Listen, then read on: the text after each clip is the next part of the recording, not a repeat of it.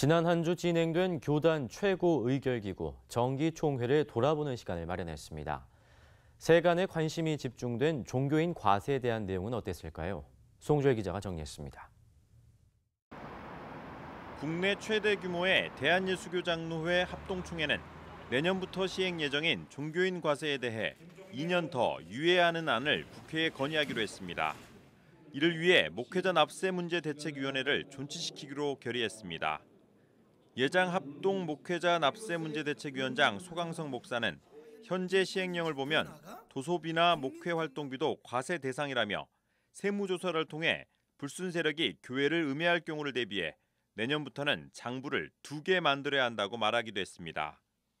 이중 장부 논란이 일자 소 목사는 목회자 사례비에 관한 지출 부분만 별도로 기록한 장부를 두어 세무당국에 보여주면 된다는 뜻이었다고 해명했습니다. 반면 한 주 먼저 정기총회를 연 예장 대신총회는 교단 내 모든 목회자들이 세금을 내겠다는 것과 갑근세율로 납세하겠다는 것을 결의했습니다. 그러나 대신총회는 이미 세금을 납부해온 성직자들의 방식인 갑근세에 자발적 납부를 하겠다며 기타 소득세 체계 내의 종교인 소득 조항은 철회해달라는 것을 결의했습니다.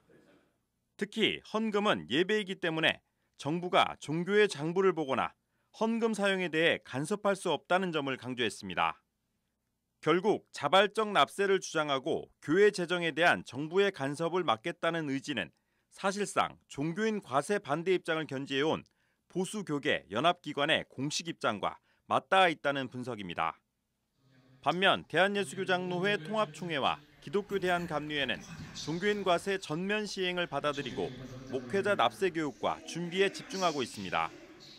종교인 과세가 내년부터 실시되는 것이 기정사실화된 가운데 교단이 이를 더 늦춰야 한다는 주장을 펴기보다는 납세를 위한 실무 준비에 만전을 기해야 한다는 주장이 힘을 얻고 있습니다. CBS 뉴스 송별입니다.